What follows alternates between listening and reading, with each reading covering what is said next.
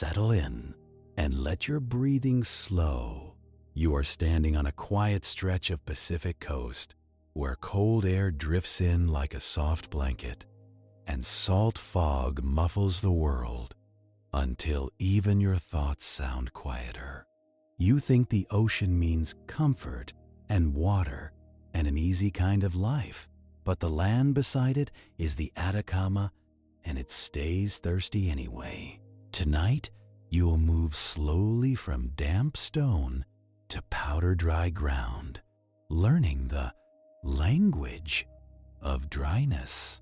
Salt flats that crunch like thin ice, dark volcano country that holds the day's warmth, and a sky so clear it feels close enough to touch.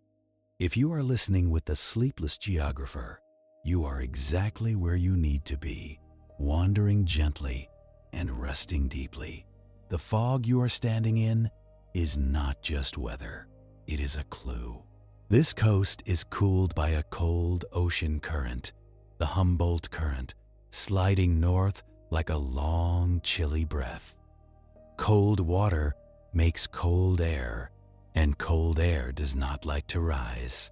So the sky above you stays strangely calm, and the moisture in the air clings low as fog. Not rain, not storms, just a thin, persistent layer of damp hovering at ankle height, like the ocean trying to reach inland without committing.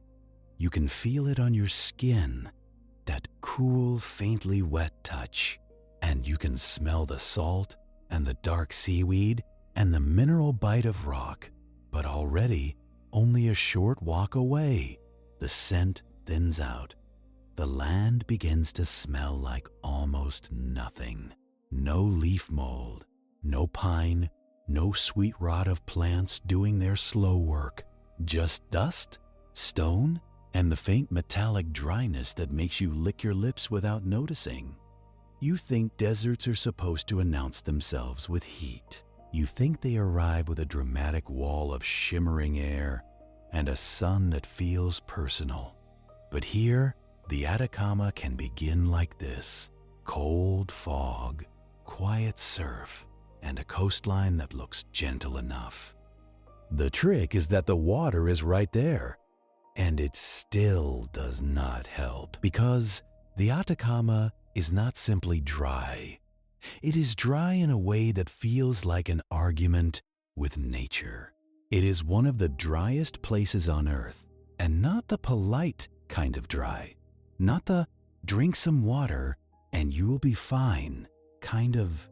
It is a dryness that erases things, footprints, puddles, careless plans, and sometimes people who thought the map was exaggerating. You start walking inland. At first, the ground is dark, damp in patches, and slick where the fog has kissed it for hours. The rocks are rounded, smoothed by time and salt and wind, like old bones on a beach. Then the land tilts upward, and the fog begins to thin. Not all at once, just in tatters, like a blanket being pulled away in slow motion. The sound changes with it, the ocean gets quieter behind you, and the world ahead is not loud enough to replace it. You hear smaller things now, a pebble shifting under your shoe, a faint whisper of wind sliding along a slope, the soft click of grit against grit, as if the desert is quietly counting grains of sand. This is where you notice the Atacama's most unsettling feature, the lack of clutter. In greener places, life is noisy. Even when it is quiet, it is busy. There are smells and movements and soft plant edges everywhere. Here, the landscape is stripped down to its bones. Colors go muted fast. The browns become paler, the reds become dusty, the horizon looks scrubbed clean. Plants do not vanish completely, not everywhere, not always, but they stop being the default. They become rare punctuation marks instead of paragraphs, and you begin to understand something important. Early, survival here is not about conquering anything. It is about noticing. It is about listening to tiny hints. A shadowed crack where dampness might last longer. A darker smear of soil where water once lingered. A line of stones arranged in a way that suggests someone else came through here, and they cared about where they stepped. Because in the Atacama, water is not a resource, it is a rumor. People survive by following it the way you would follow distant music at night. Never sure it is real, but moving anyway. They learn the habits of fog, the timing of snowmelt far in the mountains, the way a narrow ravine can hide moisture like a secret. And if you are impatient, the desert does not punish you with drama. It simply declines to help. The coastline behind you is called the Costa, and it is the Atacama's first disguise. From the air, it can look almost friendly. A long strip beside a vast ocean. But the cold current keeps the air stable, and stable air does not rise. And rising air is what makes clouds build tall and heavy. So you get fog, you get low gray cover, and you do not get the kind of rain that fills rivers. Then there is the second part of the trap, the mountains. To the east, the Andes stand like a wall that has been standing too long. They do what mountain ranges love to do. They steal.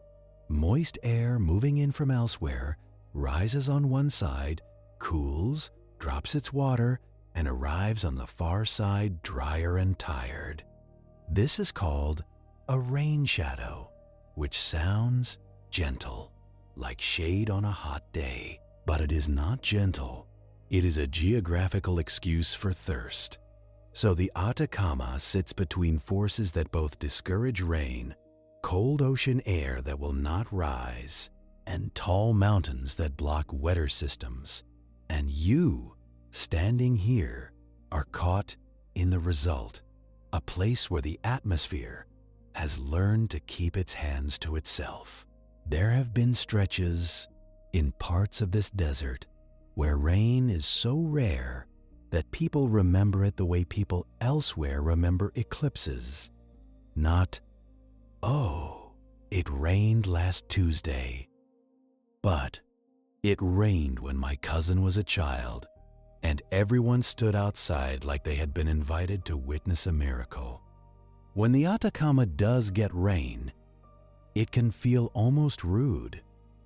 The ground is not used to it. Dry soils can become slick and uncooperative because water beads and runs instead of soaking in. Channels that are usually empty can wake up fast. Arroyos, dry stream beds, can become actual streams with very little warning because the land has been waiting so long that it does not know how to be normal about it. But most nights, like this one, the desert stays in its usual mood, patient, quiet, withholding. As you walk farther inland, you feel it in your body in small ways. The air begins to take moisture from you without asking. Your lips dry out in minutes. Your skin feels tighter, as if it has been gently shrink-wrapped. Even your nose seems to reconsider its life choices. It is not dramatic enough to be scary. It is just constant. A low-level reminder that your body is mostly water, and the environment would prefer you stop bragging about that. Time feels different in dry places, not because clocks change, but because the usual softeners are gone. In humid air, edges blur. In dry air, everything looks sharper and farther away. Mountains on the horizon seem close enough to reach. And then you walk for hours, and they remain exactly where they were. like the landscape is calmly teasing you. You begin to notice the smallest signs that water has ever been here. A shallow depression where finer sediment has settled. A faint green thread in a distant fold of land, so slight you wonder if you imagined it. A darker stain on rock where fog condensed and ran, leaving a mineral trace. In places, the fog from the coast creeps inland as a camanchaca, a low blanket that wets surfaces without becoming rain. It can be enough to support life that knows how to drink it. Some plants and lichens can gather that moisture slowly, like thrift shoppers collecting droplets, one at a time. Humans, being humans, have also learned to harvest it with fog nets, stretched like sails to catch damp air. It is a quiet kind of ingenuity, not turning the desert into a garden, just borrowing a little water from the sky's indecision. And this is what surviving here often looks like. Not heroic marches, not cinematic suffering, mostly planning, patience, and the discipline of not wasting what you carry. You learn to move early or late. You learn that shade is not optional, it is infrastructure. You learn that every bottle has a future, and the future is thirsty. And you learn very quickly that the Atacama does not care how modern you are. A satellite phone is nice, so is a good hat, but neither one makes water appear. There is a kind of calm that comes with that realization. The desert strips life down to basics, and basics can be oddly soothing. Water, shelter, timing, direction. Everything else is decoration. The ground under you changes again as you move away from the coast. The damp stones give way to dust, then to gravel, then to hard-packed earth that looks like it has been ironed flat. This surface has a name, too. In deserts, wind often removes the finest particles, leaving behind a layer of pebbles like a protective skin. It is called desert pavement, and it forms because the wind is a patient thief. It steals the light dust and leaves the heavier pieces behind, the way a picky eater leaves the vegetables. You can hear it when you walk, the quiet crunch of stones against each other, a sound so small it feels private, like you are the only person allowed to make it. And then, on the horizon, the color begins to shift.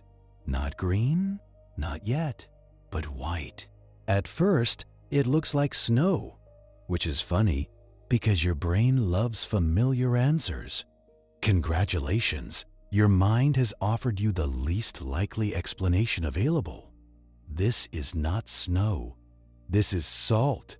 The desert, for all its dryness, is full of places that used to hold water. Not yesterday, not last year. Long ago, when climates were different, when the balance of wet and dry leaned another direction, lakes existed here, shallow and wide, collecting minerals from surrounding rock. And then, slowly, those lakes shrank. The water left by evaporation, which is a gentle word for a relentless process. Water evaporates, salt does not. So the minerals stay behind, accumulating in layers, whitening the land as if someone had dusted the earth with flour. These are Saller's salt flats, and they are the desert's way of keeping a diary. Not written in ink, written in crust. When you step onto the edge of one, you feel it immediately. The surface is hard, but not trustworthy. It holds your weight and then complains with a faint crackle. Underfoot, it crunches like dried frost, the kind that forms on a windshield in a cold place. Except this is not cold weather. This is the residue of vanished water.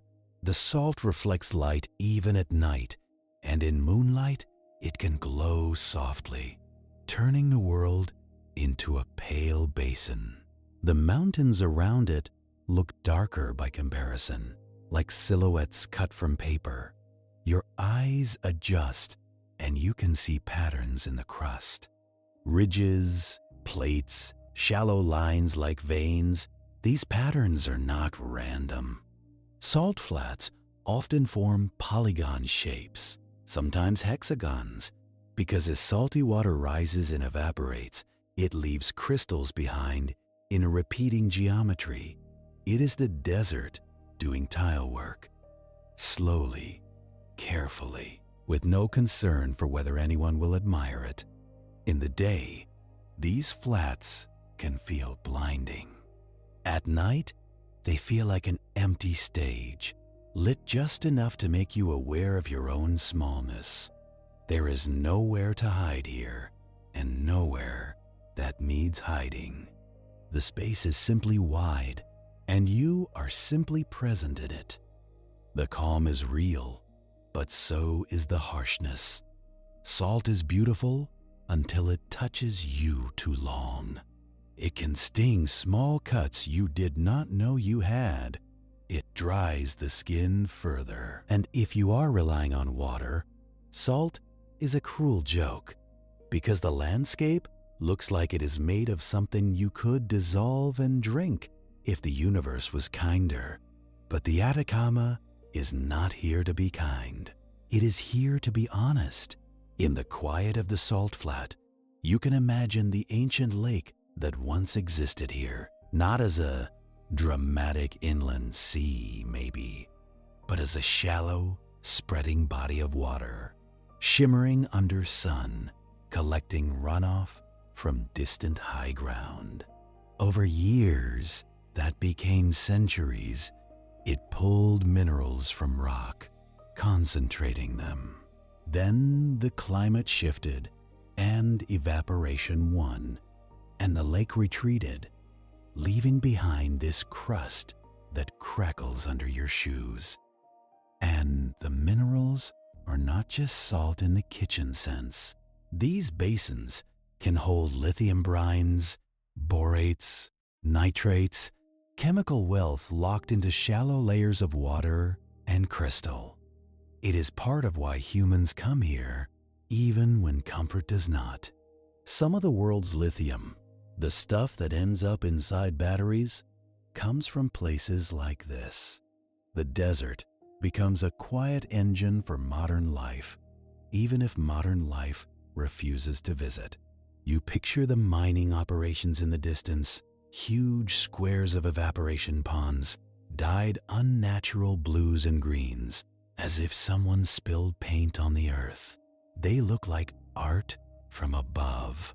On the ground, they are work, long shifts, harsh sun, logistics, dust in everything you own. People build towns here, but they are not towns that happen naturally. They are towns that exist because something valuable is nearby.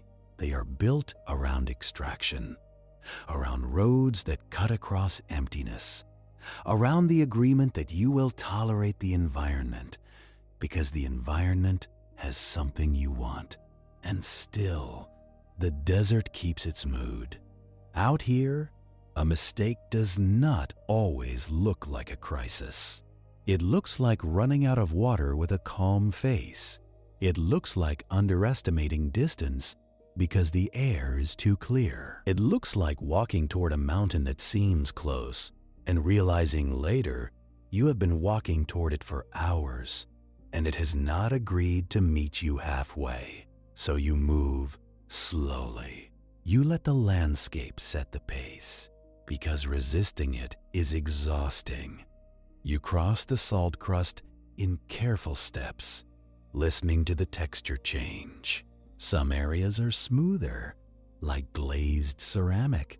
Some are broken, like thin ice on a puddle. And in places, the crust is laced with ridges, built by repeated cycles of moisture rising, evaporating, and leaving crystals behind. If you stop and stand still, the silence feels heavier than usual. The ocean is gone now, far behind you. Wind is minimal, or it travels so gently you only feel it on the back of your hand. The desert is not empty of sound. It is just not spending sound carelessly. And because there is so little life to cover noises, small sounds matter more. A distant rockfall on a slope can carry for a long time. A bird call, if there is one, feels like an event. You look across the flat and notice how it sits in the land like a bowl. That is what basins do. They collect. Even in a desert, gravity never stops working. Water, when it appears, runs down, gathers low, and then waits to be taken by the sun. And the sun, here, is extremely reliable. It is easy to think of deserts as places that are unchanged, but that is only because change happens in ways that do not look like movement. Salt builds its crust, a fraction at a time. Wind rearranges dust grain by grain. The earth shifts beneath everything, lifting some areas, dropping others, over spans of time that make human history look like a short nap. If you stay with that thought, it becomes comforting. The desert is old, and it is not rushed. Your worries are loud only because you are close to them. Here, the loudest thing is time, and it speaks very slowly. You keep walking, and the far edge of the salt flat approaches, and the world begins to darken again. The white gives way to tan, then to rust, then to something almost black. The ground becomes rougher, sharper, made of broken rock that looks like it remembers fire, because it does. The Atacama is not only a museum of dryness, it is also a gallery of volcanism. To the east, the Andes are not just mountains. They are the wrinkled edge of tectonic plates meeting in slow collision. One plate slides beneath another, a process called subduction, which is the planet's way of recycling crust. It is like a conveyor belt, except the belt is rock, and the timescale is ridiculous. As one plate sinks, it drags water and minerals down with it. That changes how rocks melt at depth, feeding magma, feeding volcanoes. So the desert's skyline becomes a line of cones and ridges, each one a reminder that the earth beneath you is not asleep. It is just moving at a speed that makes it seem polite. You step off the salt and onto darker ground, and the temperature changes subtly. Salt reflects, dark rock absorbs. Even at night, the stone can hold a memory of heat, like a warmed brick wall. After sunset, you place your hand on it, and it feels less cold than you expected, as if the day left something behind for you. In the distance, a volcanic peak rises, pale near the top where older ash and rock catch the moon. The slopes look smooth from far away, but you know they are made of rubble, lava flows, and layers of material thrown outward in past eruptions. A volcano builds itself the way a candle builds wax, dripping and hardening, with occasional moments of drama. You do not need to run from it right now. The story here is not constant eruption. It is construction. Slow piling up of layers, flow by flow, ash fall by ash fall. The desert keeps these shapes clean because there is not much rain to soften them and not much plant life to blur the edges. The land feels ancient and newly made at the same time. And as you start toward that darker country, You notice the air changing again. It feels thinner, though you are not yet very high. It feels clearer too. Each star overhead looks sharper, like it has been polished. But before the sky takes over completely, the desert offers you one more lesson in dryness: how it preserves. In places like this, the lack of moisture slows decay. Organic material can last longer than you would expect. Old footprints can linger. Old paths can remain visible. The desert does not erase everything quickly. It erases selectively. It eats water and softness. It leaves behind mineral and bone. That is why the Atacama has been a place of archaeology and of strange preservation, not because it is friendly to life, but because it is hostile to rot. Even the air feels like it resists the usual cycle of breaking down and returning to soil. It makes the desert feel like a still photograph until you remember wind exists. Wind is the desert's storyteller.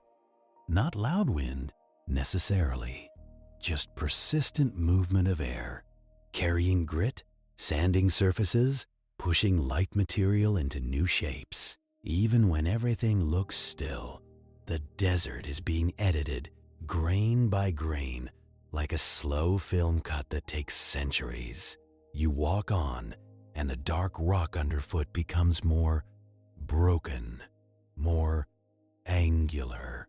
You step carefully because sharp stone has no sympathy for tired feet. The ground is scattered with pieces of volcanic rock, some with tiny bubbles frozen inside, as if the stone once frothed like bread dough and then hardened mid-rise. And the cold returns, creeping in as you leave the coast behind and climb. And as the night deepens, the Atacama can be hot in the sun, but nights can drop fast, especially at higher elevations. Dry air does not hold heat well. It lets warmth escape upward, as if the ground is exhaling the last of its day. So you find comfort where you can, in the stored warmth of stone, in the rhythm of your steps, in the simple certainty that the landscape is not trying to surprise you. It is only being what it is. And as the ground climbs and the air clears further, you begin to feel the next part of the journey waiting ahead, not on the ground, but above it. As the land rises into volcanic country, the sky grows darker and cleaner, and the stars begin to look less like decoration and more like a second landscape opening overhead. The stars don't twinkle the way you were promised as a child. They just sit there, steady and sharp, like somebody turned off the soft focus. You look up and it feels less like sky and more like depth, a dark ocean turned inside out. You think you are seeing more stars because you are trying harder. Wrong. You are seeing more stars because the air is not getting in the way. In wet places, the atmosphere is busy. Water vapor hangs around, catching light, scattering it, blurring the edges of everything distant. Here, the air is stingy with moisture. There is less haze, fewer clouds, and fewer tiny droplets to turn starlight into a smear. So the night becomes clean, almost clinical, and it isn't just the dryness, it's the height too. The slow climb into thinner air. Each step you take inland and upward is a step away from the densest part of the atmosphere. You are not escaping the planet exactly. You are just moving into a part of it that has fewer layers to look through. The Milky Way stops being a poetic idea and becomes a visible thing, a pale band, a spilled dusting of light stretched across the dark like chalk. You can almost believe it's a cloud at first, until you remember. Clouds move. This doesn't. It simply waits. There is a quiet kind of vertigo in that, not the fear of falling, but the feeling that you are standing under something too large to hold in your mind. The desert does that to you. It clears away distractions until scale becomes obvious. You notice how your own presence feels louder at night here. Your breath sounds deliberate. Your boots sound confident and slightly foolish on volcanic gravel. Even fabric moving against fabric has a crisp little rasp because the air is so dry it doesn't cushion anything. And the cold, it finds you again. Not aggressively, not like a storm, just steadily, the way a debt finds you. Dry air doesn't hold warmth well, so the heat you felt in sun-warmed rock is already leaking upward. The ground that was generous at dusk becomes indifferent by midnight. Congratulations, you have reached the part of the desert where the day can cook you and the night can refrigerate you. The Atacama loves balance, just not the kind that helps. Somewhere out here, beyond your view, people have built observatories, not because it is convenient, but because convenience has never discovered anything. They come for the same reason you are staring upward now: clean darkness. The telescopes sit on ridges and high plains, white domes and angular buildings that look like they were dropped by accident. Places like Paranal and La Silla and the high plateau of Chajnantor, where antennas stare upward like a field of metal flowers that only bloom at night. They aren't here for romance. They are here for data, for photons that have traveled for millions of years, only to be interrupted by your atmosphere at the last second. So the humans put their machines where the atmosphere is thinnest, driest, and least annoying. You can imagine the people inside those buildings. Quiet voices, dim red lights, screens full of numbers, coffee that has given up on being hot. They spend their nights chasing faint signals, and their days sleeping behind thick walls. It is a strange kind of life, but then again, so is everything out here. And the desert is a good host for this work in its own uncaring way. It doesn't grow many clouds. It doesn't send many storms. It doesn't add much moisture to the air that would swallow infrared light. It simply sits, dry and high, offering the sky like an open book. But you also notice the other side of this clarity.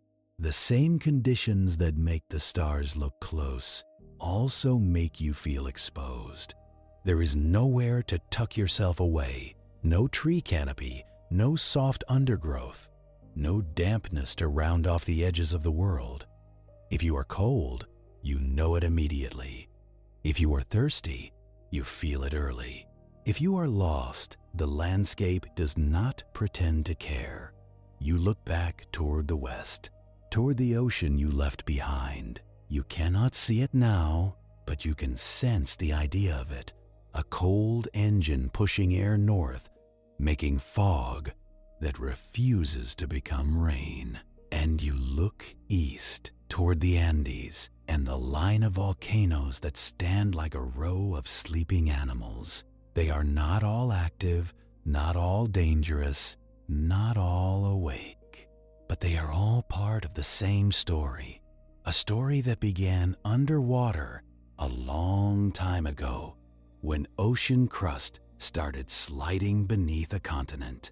That subduction zone is still there, still grinding, still dragging rock downward. It is slow, and it is constant, like two heavy books being pushed past each other on a shelf. The friction and pressure do their patient work. Melting happens at depth, magma forms, and volcanoes get built. One layer at a time, you can feel the age of the place and the shapes around you. Some lava flows still look young, dark, and sharp, as if they cooled last year. Others are older, their surfaces broken down into gravel and dust, their edges softened by wind and temperature swings. Water doesn't do much carving here most of the time, so wind and physics take over. Because even in the driest desert, rock does not stay whole forever. It just breaks differently. In places where rain is common, stone gets attacked by water chemistry. Minerals dissolve, cracks widen, rivers pull things downhill with enthusiasm. Here, the main sculptor is often temperature. Daytime heat expands rock, nighttime cold contracts it, and repeated stress makes fractures. The stone becomes brittle, not from dramatic impact, but from exhaustion. You step around a chunk of volcanic rock that looks like it shattered on purpose. The edges are angular, sharp enough to cut. This is the desert's version of decay. Not rot, not mold, not soft collapse, just slow cracking until the landscape becomes a field of pieces. And that field of pieces matters. It becomes a kind of armor over the ground, protecting finer material beneath. That desert pavement you felt earlier is not just pebbles scattered at random. It is a surface that has been curated by wind. Wind moves the smallest particles first. It lifts dust, carries it away, and leaves behind the heavier stones. Over time, the surface becomes tighter, more interlocked, like a mosaic made of stubborn fragments. It doesn't stop erosion. It changes the pace and style of it. When you walk across it, the ground feels hard and stable. But it is a stability built from loss. Everything lighter has already been taken. You keep climbing, and the stars remain intense.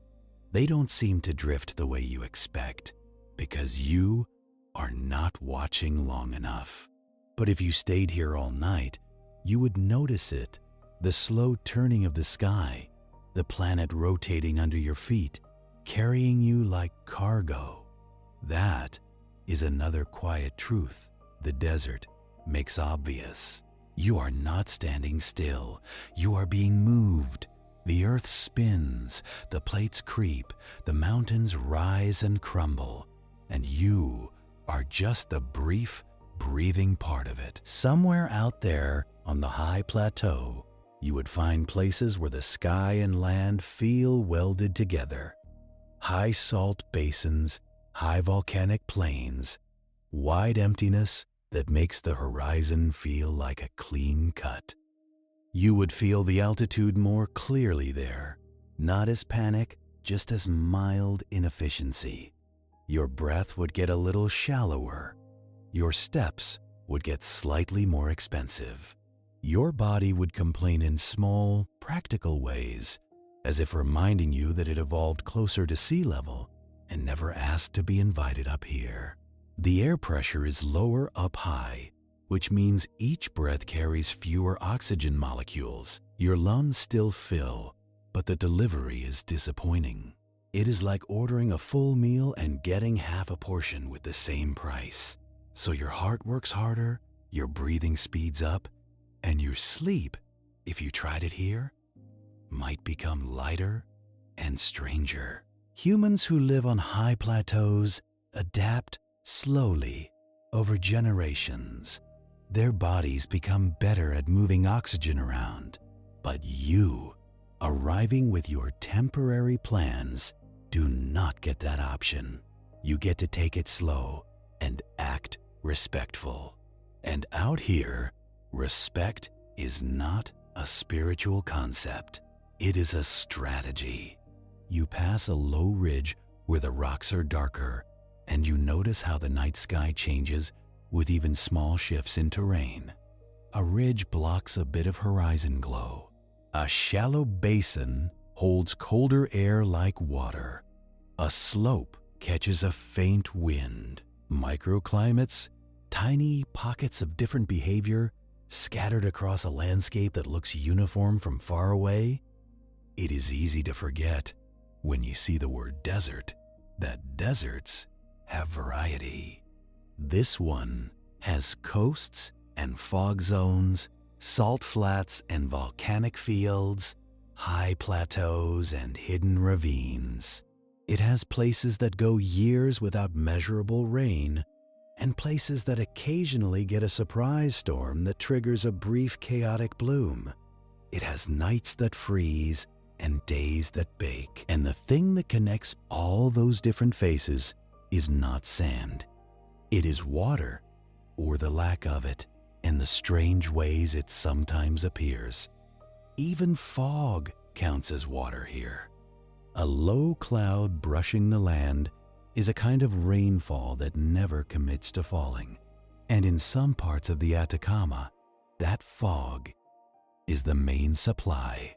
Plants and insects and even humans learn to take advantage. Fog nets are simple and slightly absurd. You stretch fabric panels upright, often on frames, in the path of fog. The tiny droplets hit the mesh, merge, become heavier, and drip down into troughs. It is like catching the sky sweating.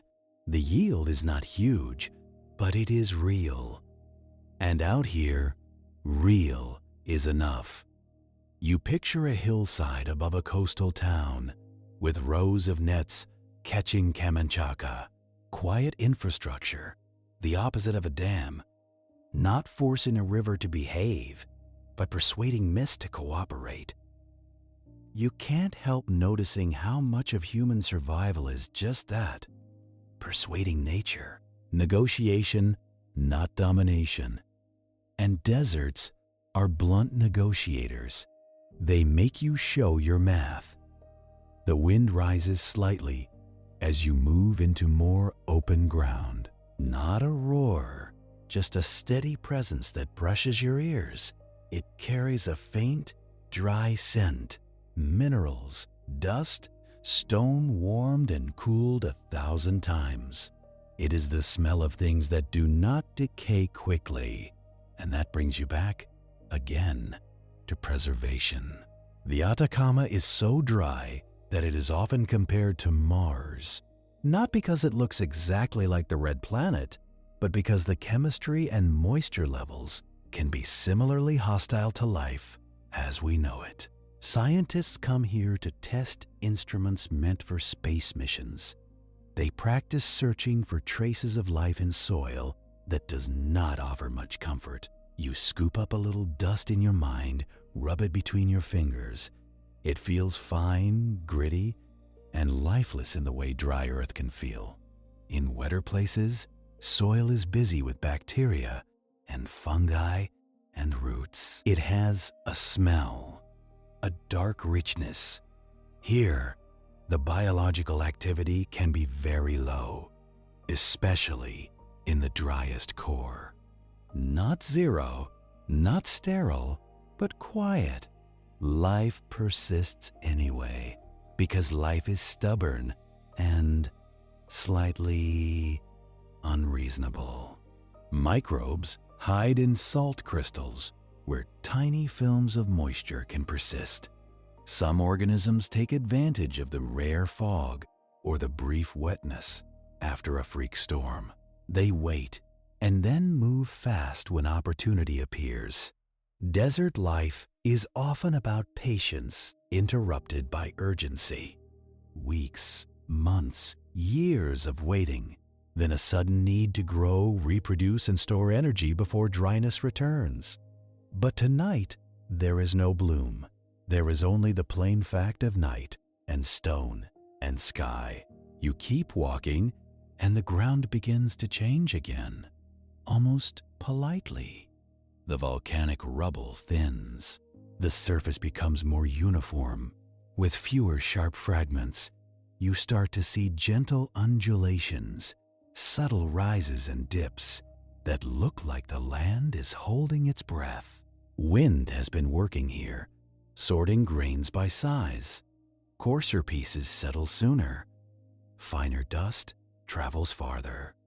Over time, the surface organizes itself, not neatly, not symmetrically, but with a kind of slow intelligence. And in the far distance, you can see it, a soft ridgeline that doesn't look like rock. It looks like a wave that forgot to crash, a dune. It is almost disappointing if you are expecting a dramatic desert of endless sand seas. The Atacama isn't all dunes. Much of it is gravel plains and salt and bare rock. But where sand does collect, it behaves like sand everywhere. It moves when pushed, and it remembers wind more than it remembers time. You approach the first dune slowly. Underfoot, the ground transitions from crunching pebbles to looser grains. Your steps start to sink a little. The sound changes too. A soft hiss, a whisper of particles sliding against each other. You place a hand on the slope, and the sand is cold at the surface at night. During the day, it would burn.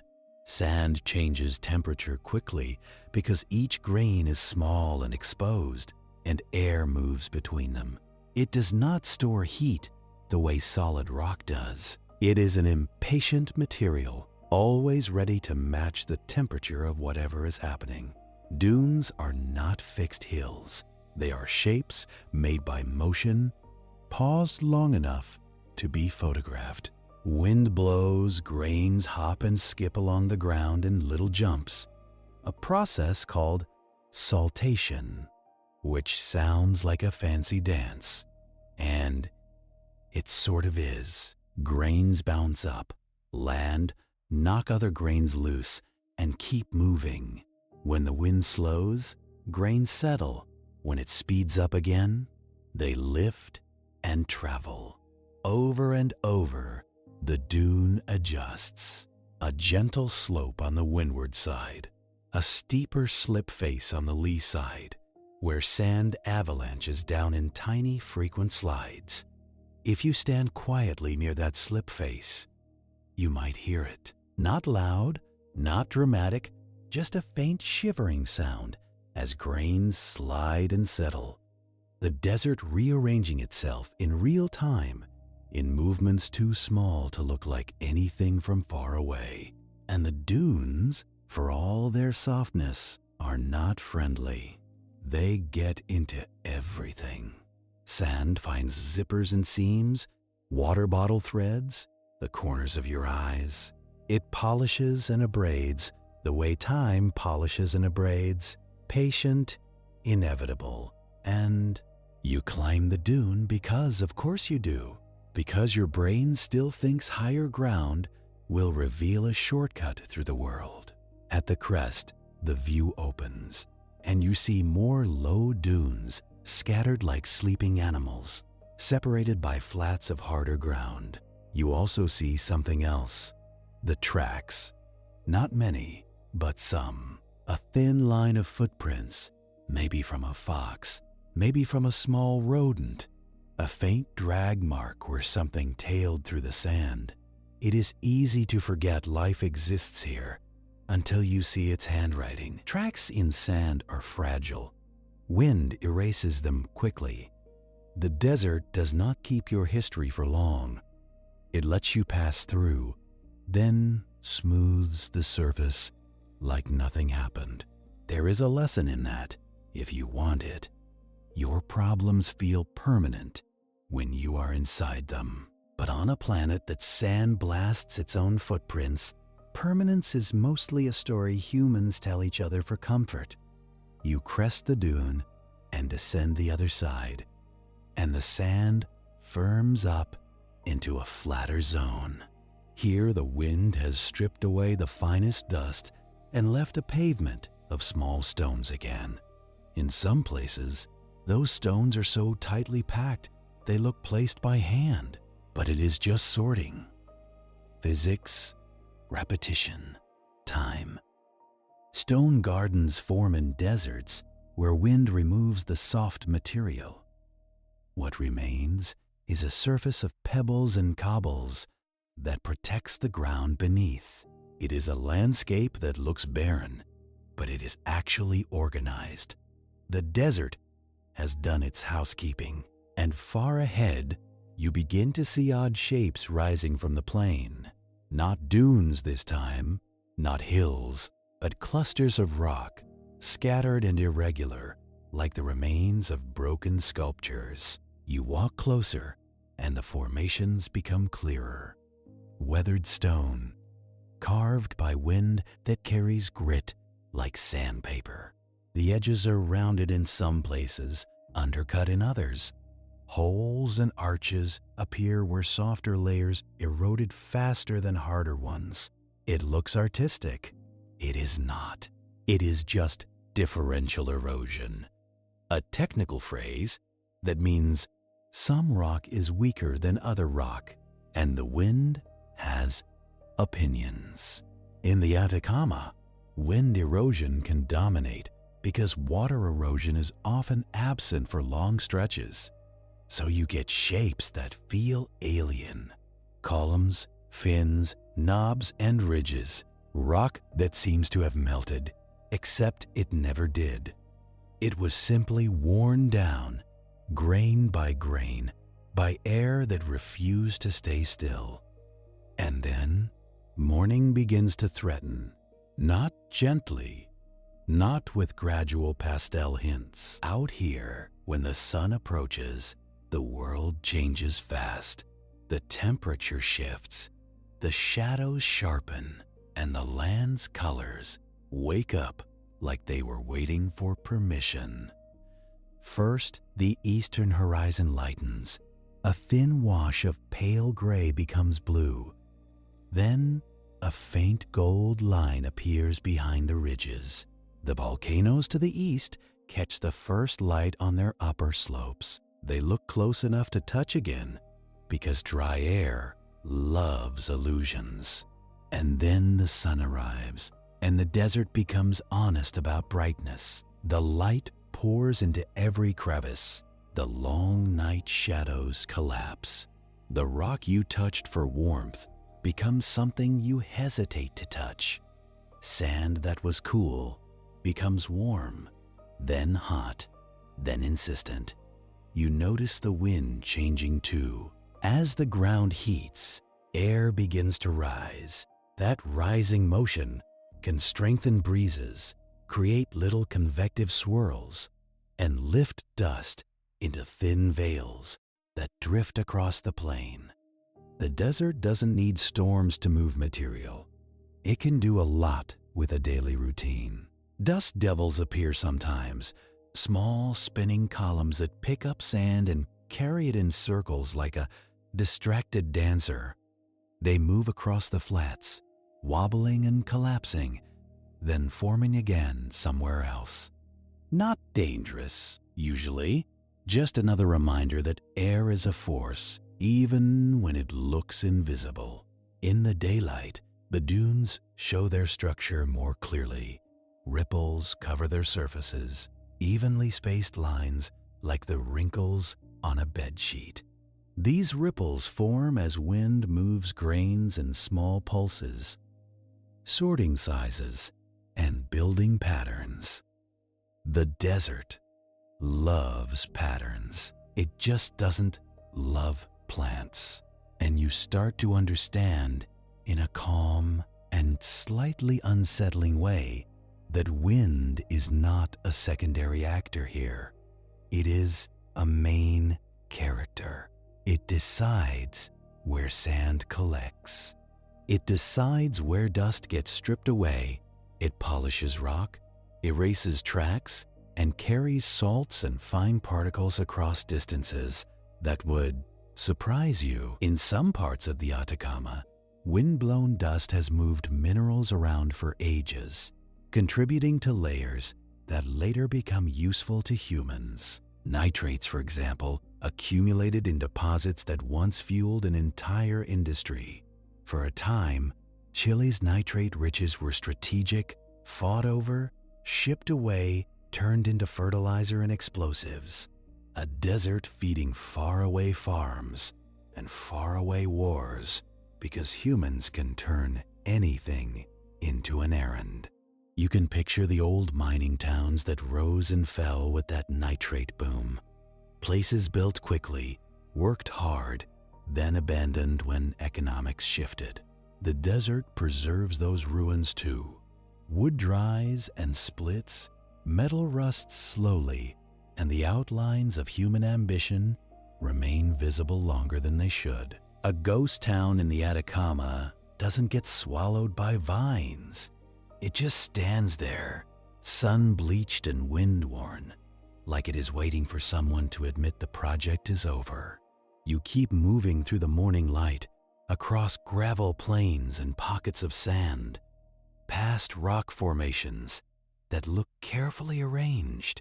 The heat builds steadily, and you start to feel why people here move early and rest when the sun reaches its peak. This is not about toughness. It is about efficiency.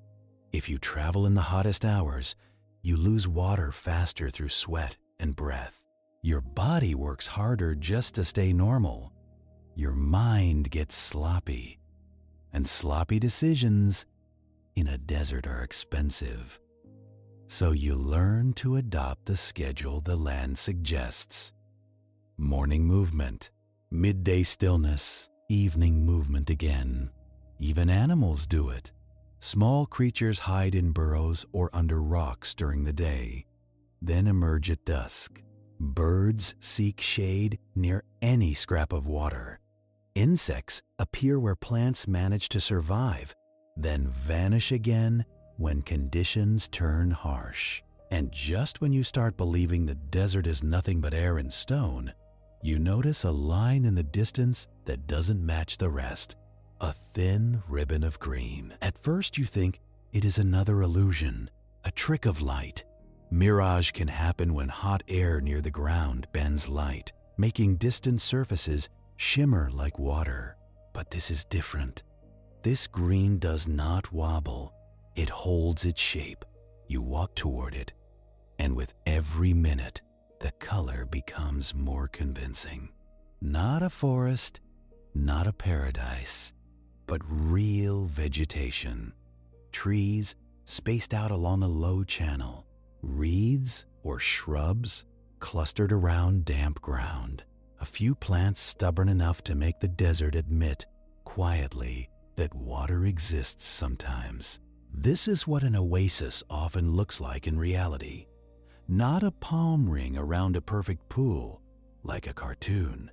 More like a thin, functional line of life gathered around a reliable leak in the system. Because water shows up where it can. In the Atacama, that usually means one of a few options.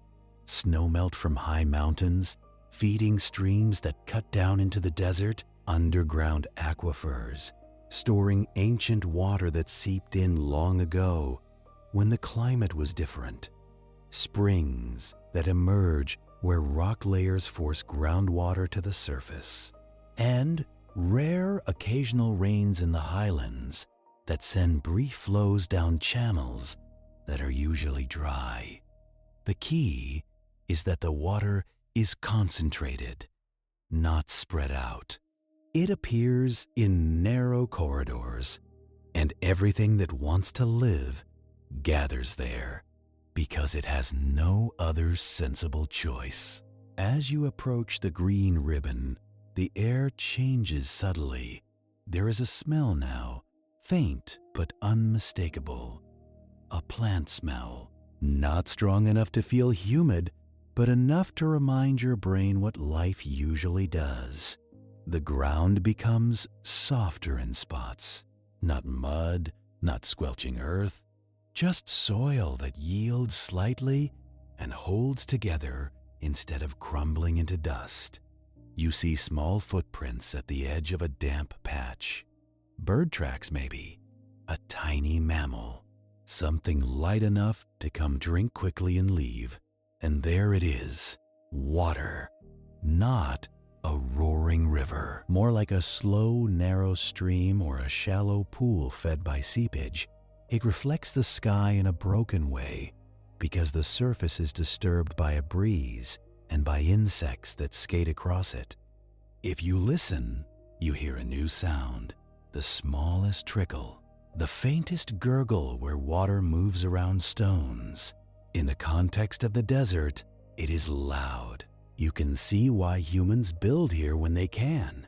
Settlements in the Atacama cluster around water routes like beads on a string. Where there is a stream, there can be agriculture. Where there is agriculture, there can be stability. Not comfort exactly, but continuity. You picture small fields in places like the Oases towns, where people grow what they can with careful irrigation. They use channels and terraces and timing moving water where it needs to go, not wasting it. The crops might be modest, but they are real. And in a desert like this, real is still the best kind of miracle. You also notice the limits immediately. The green does not spread far. A few steps away from the water, the plants thin. A few more, and the desert resumes, as if the oasis is a parent keeping life on a short leash. This is the relationship here. Life is allowed, but only in certain rooms of the house. The animals understand it. Birds appear in the branches, not singing loudly, just making small calls and shifts. Insects cluster near damp soil. You might see a lizard warming itself on a rock, close enough to flee into shade quickly. Everything stays near the resources because the desert does not forgive long commutes. Humans, too, build their routines around timing. They work early, rest when the sun is strongest, and move again in late afternoon. They store water, repair channels, shade their homes, and treat water like an heirloom. If you have ever lived in a place where you never thought about water, where it just arrived through pipes, cold and endless, the Atacama would feel like a different planet. Here, water is not background. It is the plot. And as you stand by that thin line of green, you begin to sense the wider network behind it. Because this water is not magic. It is part of the Andes. High above, where you cannot see from here, snow accumulates in colder seasons. Not everywhere, not always, but enough to matter. When it melts, it feeds streams that cut down through gullies and quebradas, narrow ravines that hide moisture from sun and wind. Those channels deliver water to the desert's lower elevations in brief, precious pulses, or in steady trickles where geology allows, and geology is always part of the deal. Some rocks let water seep through easily. Others block it, forcing it sideways until it finds an exit. Faults and fractures can become hidden plumbing. A spring can exist because two rock types meet and refuse to cooperate. You kneel near the water and imagine the underground path it took to reach the surface. Years, maybe decades, of slow movement through pores and cracks. A long journey in darkness, ending here in a shallow pool that will evaporate if the supply falters. The sun climbs higher, and you can already see the evaporation working. The edges of the water leave pale mineral stains on stones, salt traces, like the desert signing its name on anything wet. You don't stay too long because comfort is not the point. The point is to understand how rare this is. And once you understand that, your mind starts to drift outward. Because the Atacama is not the only place on Earth that tests living things. It is just one of the planet's more elegant arguments. Speaking of elegance, there are deserts that freeze. You think of Antarctica, which is technically the largest desert on Earth, because desert is about precipitation, not temperature. Antarctica is dry in a way that feels unfair. So cold that the air holds almost no moisture. Snow falls in some places, but much of the interior is a high, wind-scoured plateau where accumulation is painfully slow. In Antarctica, water is everywhere in the form of ice, but it is locked away like money in a frozen bank. You can't drink it easily. You can't farm it. You can't treat it like a stream. You have to melt it, guard it, and ration it. The Atacama and Antarctica share that strange theme. Water, present, but not accessible. One hides it in salt and fog and deep aquifers. The other locks it in ice so hard and cold it becomes stone. And then you think of the Sahara, the desert people picture first. Heat, sand, seas, sun that punishes everything equally. The Sahara is not dry because of cold ocean currents alone, though currents matter along its edges. It is dry because of global circulation, the way air rises near the equator, drops its moisture, then sinks around the subtropics as dry, stable air. That resists clouds. Different mechanics, similar result. A place where rain becomes a rare visitor. And you think of high plateaus like the Tibetan Plateau, where cold and thin air create their own hardships. Not always as dry as the Atacama, but still demanding, still shaped by elevation and wind.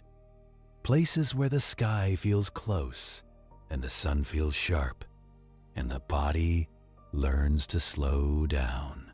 Across all these extremes, the lessons repeat with a calm stubbornness.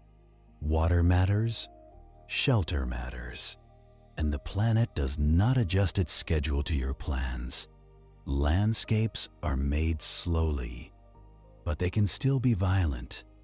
Ice grinds valleys with the patience of a machine that never turns off. Rivers cut canyons with persistent force, carrying away grain after grain until solid rock becomes a corridor. Wind smooths stone and builds dunes with the repetition of a metronome. And humans adapt. They bring tools, routines, and stories. They build where they can and leave when they must.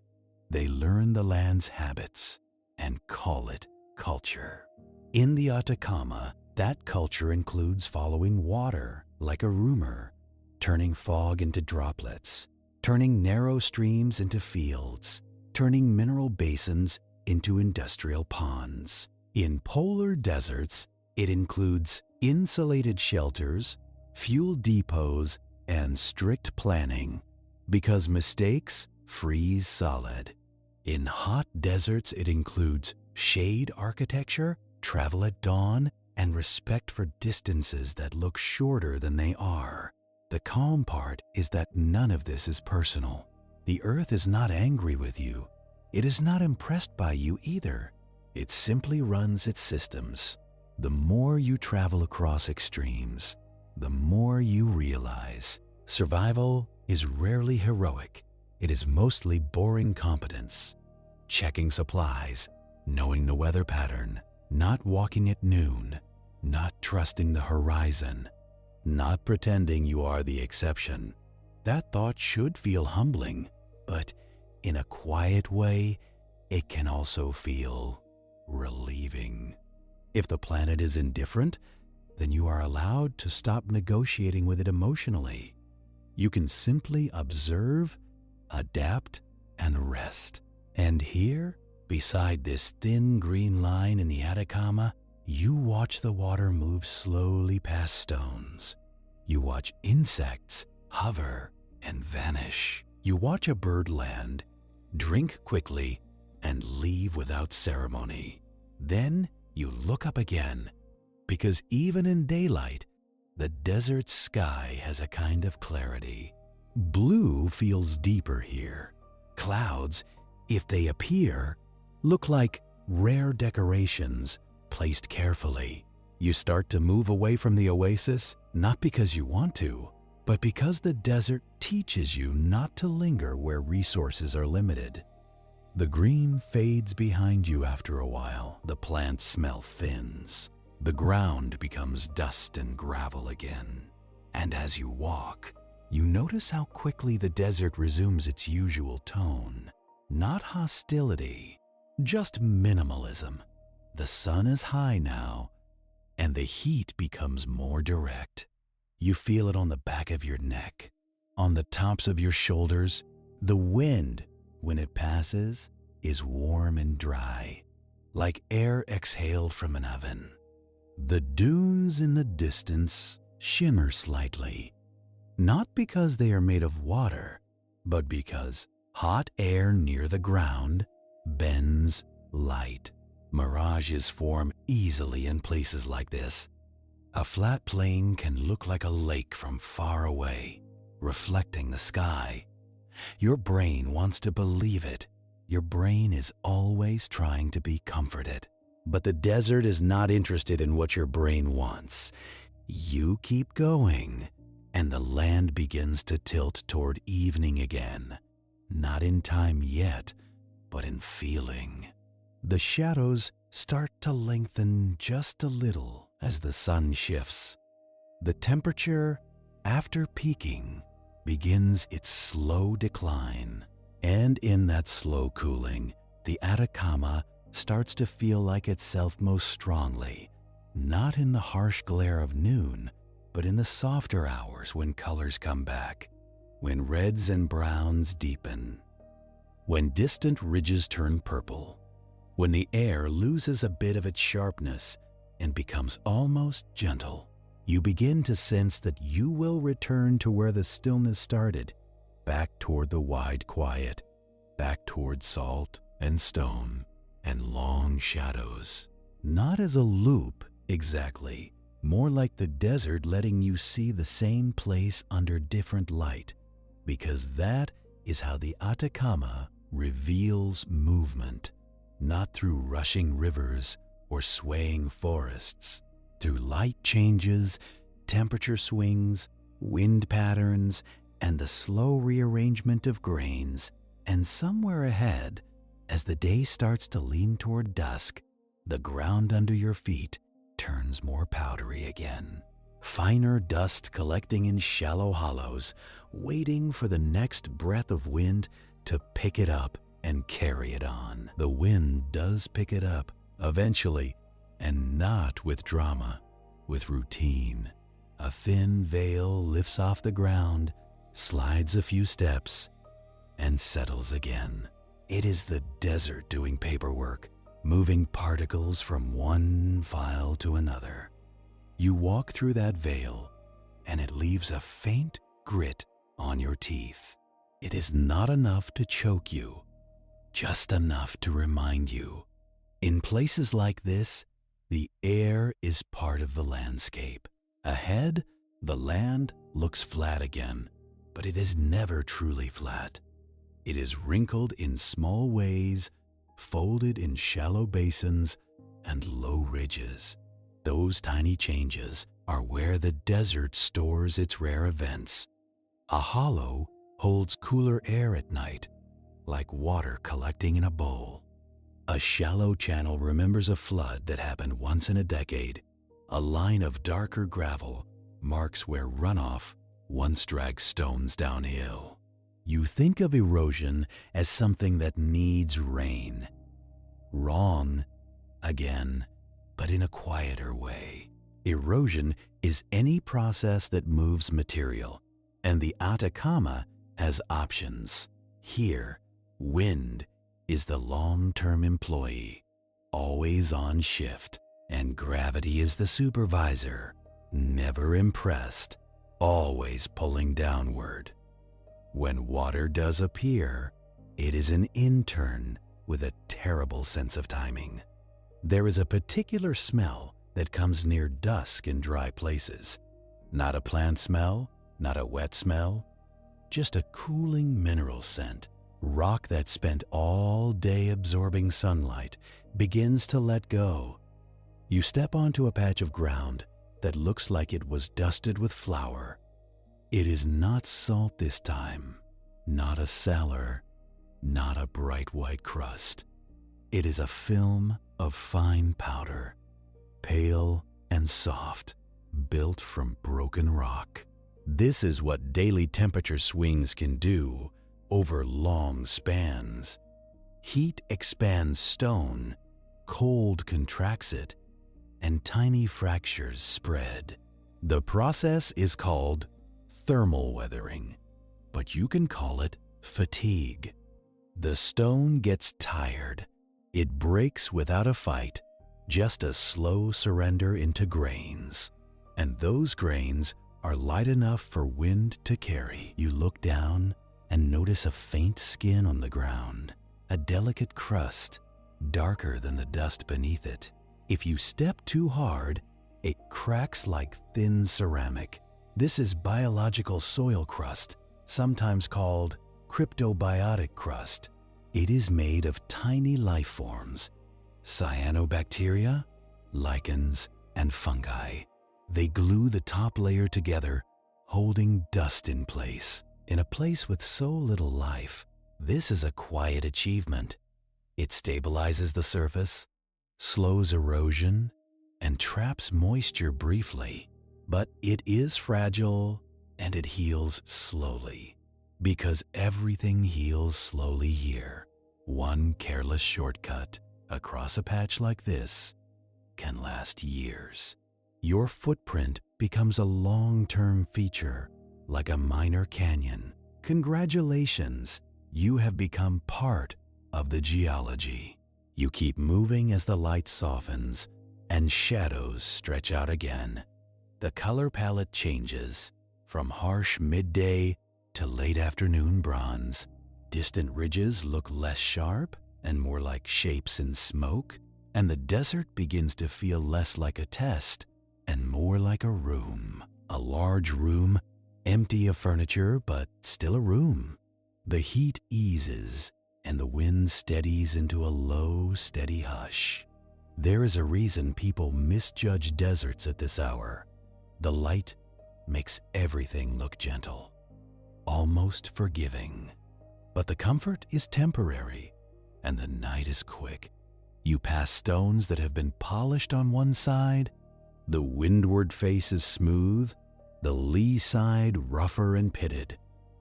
These are ventifacts, rocks shaped by wind-driven sand.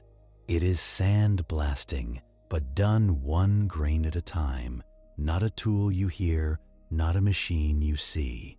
Just the atmosphere, using the ground as a workbench. Some ventifacts develop sharp edges and flat faces. They can look carved, like someone bothered to shape them. Nobody did, unless you count the wind as a somebody. You angle toward a low rise, and from its crest you see it. Not green, not water, not even a road.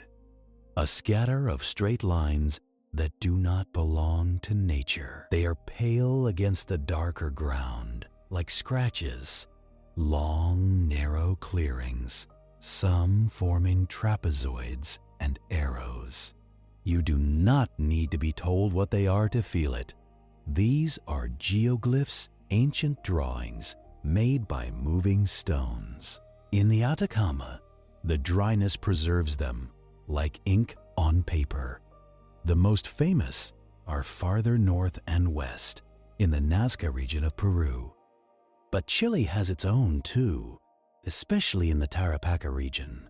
The Gigante de Atacama is one example, a tall human figure on a hillside. Lines and animals and symbols arranged where they can be seen from above. You wonder why people made them, and the answer stays slippery. Some may mark routes or water or sacred stories mapped onto land. Some may be ritual, or signals, or calendars made of gravel. You imagine travelers crossing this desert long before engines, not with coolers and GPS, but with memory and stars. They followed valleys, springs, and the logic of survival. They walked where the ground gave them any advantage. They moved along the edges of basins where water might gather. They kept to known paths because improvisation gets expensive. And this is one of the Atacama's strange gifts, if you can call it that. It keeps evidence, not because it wants to remember, but because it rarely gets the chance to forget. In humid places, old wood dissolves into soil quickly. In rainy places, slopes slump, rivers rearrange entire valleys. Here, the land holds on to details, like a person who never throws anything away. A campsite can leave a circle of stones for decades. A track can linger until the next strong wind reworks it. A mining town can sit half intact, sun-bleached and waiting. You drift past that thought, and the light continues to lower. The ground cools under your feet, and the air grows clearer, and the sky returns slowly, like a curtain opening.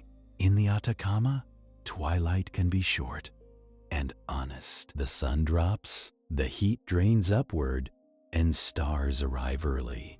You feel the temperature fall in steps, not a smooth decline. The first step is comfortable. The second step makes you reach for a layer. The third step makes you remember you are in a desert. Dry air with little water vapor does not hold heat well. During the day, it lets sunlight in without much filtering. At night, it lets warmth escape, as if the ground has a leak.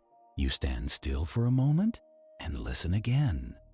The wind moves across gravel, making a faint, continuous hiss.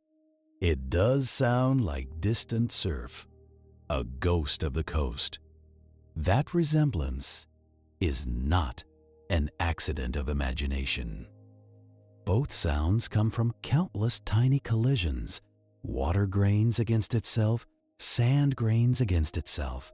The rhythm is similar. You walk into deeper dusk, and your mind, being a mind, wanders outward. Because once you have met one extreme place, you start noticing others. The planet is full of habitats that do not want you. Some extremes are loud about it, like storms and waves. Some are quiet about it, like thin air and dry soil. The Atacama is quiet, which is part of what makes it feel intense. If you were to keep walking east, you would climb higher. You would approach the Altiplano, that high plateau shared with neighbors. The land up there is wider, colder, and closer to the sun. Not closer in distance, but closer in feeling. Less atmosphere above you means less filtering of ultraviolet light. The sunlight can feel sharp, like it has edges. And the plateau has its own lakes, but not friendly ones. Lagunas that sit high, sometimes bright with minerals. Some are rimmed in white, others tinted red by microbes. Flamingos live there improbably, on legs like thin sticks. They feed on algae and small organisms in salty water. They are living proof that life will exploit any loophole. The lakes can be shallow, and they can vanish seasonally. They are fed by snowmelt, by groundwater, by rare storms. And then the sun takes its share, as it always does. You picture the salt crust forming again around those shores. Evaporation concentrates minerals, crystals bloom, and the water shrinks. It is a repeating pattern, the hydrology of scarcity. And the plateau has another kind of hazard too. Volcanoes, yes, but also the slow threat of altitude. Not an attack, more like an ongoing negotiation with your blood. At high elevation, oxygen is simply less available per breath. Your body responds quickly, breathing more, pumping faster. But the full adjustment takes time, and some people never enjoy it. Altitude sickness can feel like a headache, like nausea, like fatigue. It can make sleep strange and shallow, even when you are exhausted. It is your body complaining about the terms of the contract. And yet people live there, herd animals, build towns, raise families. They grow quinoa and potatoes, plants that tolerate cold nights. They keep llamas and alpacas, animals designed for thin air. You notice how often survival looks like specialization. In the Atacama core, the specialization is patience and thrift.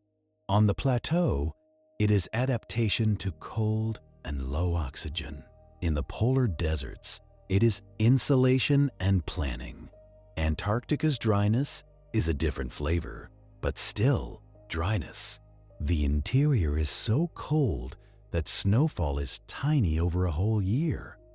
It is called a desert because precipitation is low, not because it is empty of ice, but because the sky does not deliver much new.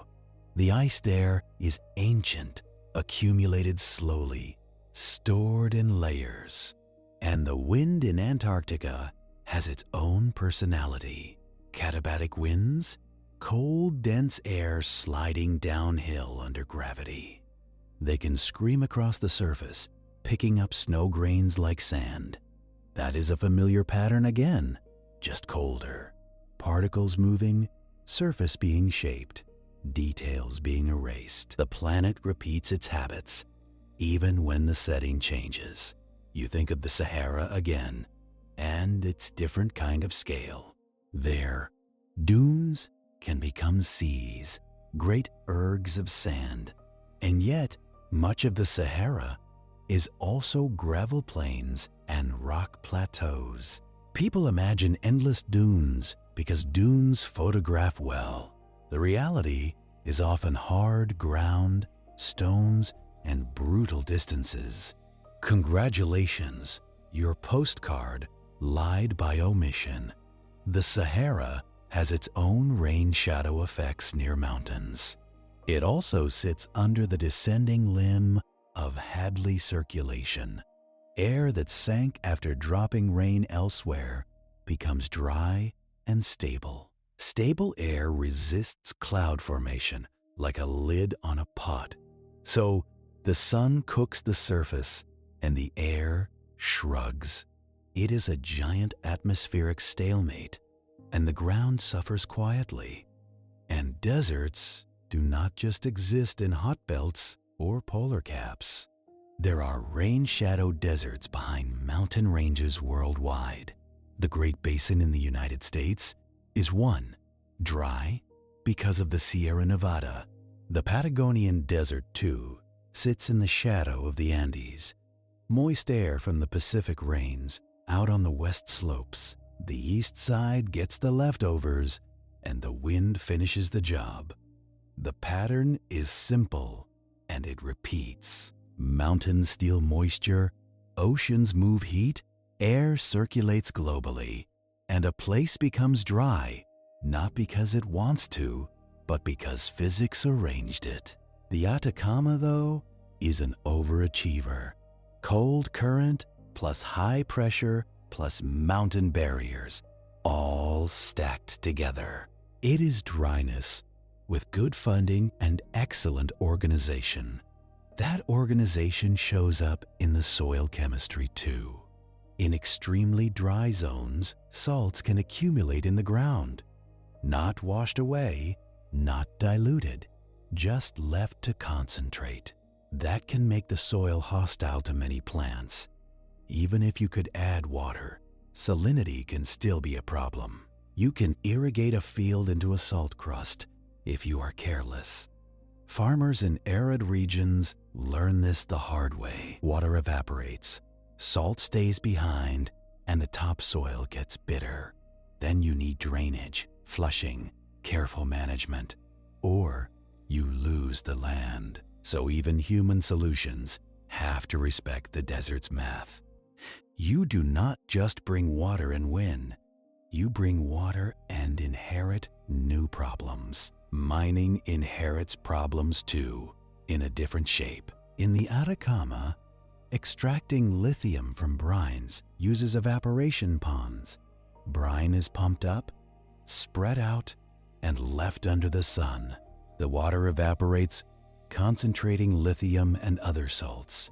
Then the concentrate is processed further into usable compounds. It is a slow, industrial ritual powered by sunlight. But groundwater is not an infinite bank account. Pumping brine can affect aquifers, and in some places, lagoons. Local ecosystems, already fragile, can feel the shift.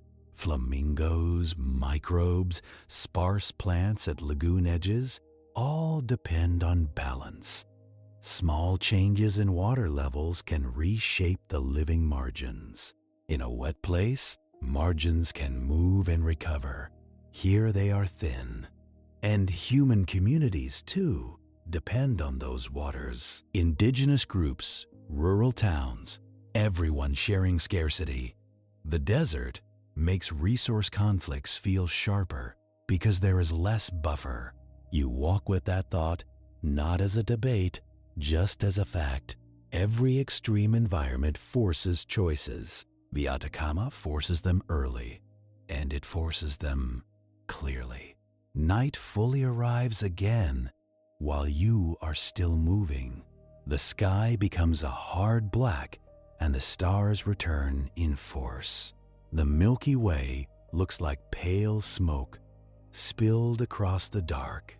You could use it to navigate if you knew the patterns well. So did travelers long before you, reading the sky as a map. In a desert, the sky is not decoration, it is information. And now, in the cooler hours, the land feels almost welcoming. Not friendly, but manageable. The heat is no longer pressing on your skin. You move through a broad plain, and the ground is quiet underfoot. The dust has settled, and the wind has eased. Each step makes a soft crunch, then silence again. You notice something faint on the horizon, a line of lights, too steady to be stars, too low to be aircraft. A road, likely, or the edge of a small settlement. Roads in the Atacama are strange threads. They cut across emptiness with a confidence that feels almost rude. They exist because people insist on crossing places they do not belong. The Pan American Highway runs along parts of Chile. Long, straight stretches, desert on both sides, little shade. You can drive it faster than you can walk, but the desert does not care. Cars overheat, tires fail, water runs out, and distances stay the same. Speed is a convenience, not a guarantee. Out here, planning still matters, even with an engine. You think of the people who work here, not visiting, not passing through, miners, astronomers, truck drivers, mechanics, cooks, lives built around schedules and supply chains and shifts.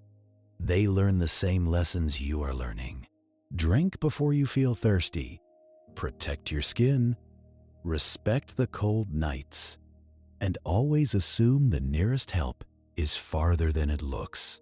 You pass a patch of ground where the dust is darker, not because it is wet, but because it is finer, maybe richer in certain minerals. The Atacama has pockets of chemistry that would make a lab jealous.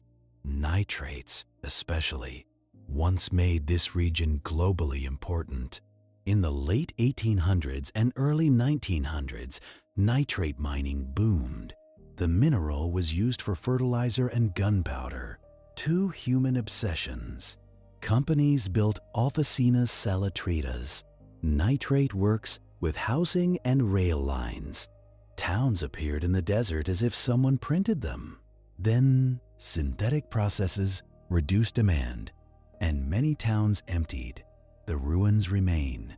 Because decay is slow here, wooden beams dry and crack, but they do not melt into compost. Corrugated metal rusts, but the structure stays visible.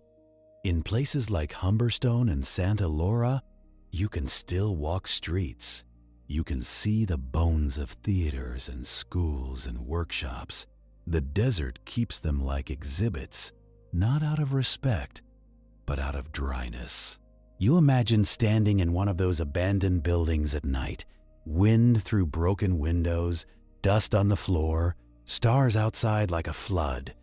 A human place, left behind, with no plans to reclaim it quickly. It is cozy horror in the softest sense. Not jump scares, just the quiet reminder that projects end. The desert outlasts intentions with ease, and the desert also outlasts bodies. In parts of the Atacama, remains have been preserved unusually well. The Chinchorro people, along the northern Chile and southern Peru coast, practiced mummification.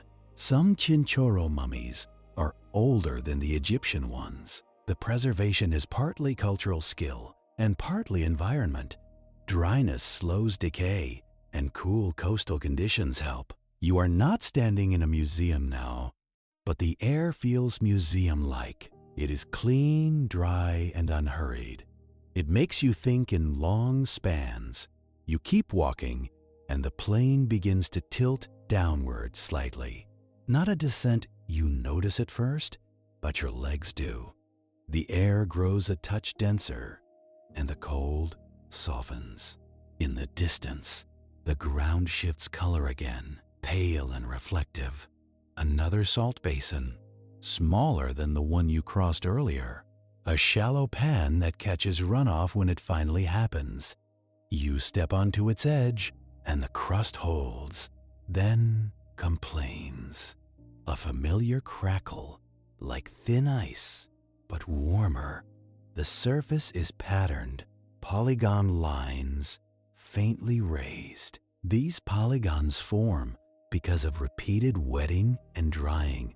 Even tiny moisture, like dew or fog condensation, can matter. Water rises through pores, evaporates, and salt crystallizes at edges.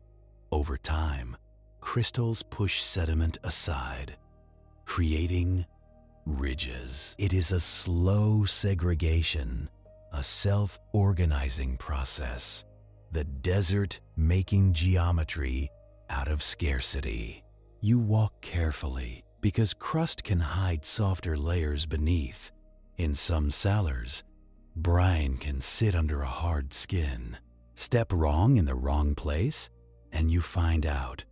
The risk varies by location, and many surfaces are safe. But the principle is useful. In deserts, surfaces can lie politely. A crust looks solid, and sometimes it is. Sometimes it is a thin ceiling over mud, or brine, or powder. The desert does not label hazards. It just provides them. You cross the basin as the night deepens. And then, on the far side, you see something low and dark. A ridge, maybe, or a line of boulders. As you approach, the forms become clearer. Not boulders, not random rock. It is a low wall built of stacked stones. This is not unusual in arid landscapes. Stone is available, and wood is not. People build with what the land offers. The wall may have been a boundary, or a windbreak, or part of an old route marker, a guide across featureless ground. In open desert, simple markers can mean the difference between arriving and not. You think of caravans and trade routes again. The Atacama was not empty in history. It was crossed, worked, fought over, and lived on its margins. The War of the Pacific in the late 1800s involved this region: Chile, Peru, and Bolivia. Conflict tied to nitrates and coastlines. The desert was not just scenery, it was the prize and the obstacle. And the legacy remains in borders and access to the sea. Bolivia lost its coastal territory and became landlocked, a modern political reality built from mineral deposits and harsh geography. It is easy to forget how often landforms shape politics. Mountains block movement, deserts limit supply, coastlines open trade. Maps are not neutral. They are arguments made of rock. You keep walking, and the wall fades behind you. The ground becomes open again, the horizon wide. The stars do most of the lighting now. You realize you are tired in a clean way, not exhausted by noise, but worn down by distance and dryness. Your body feels simpler, reduced to movement and temperature.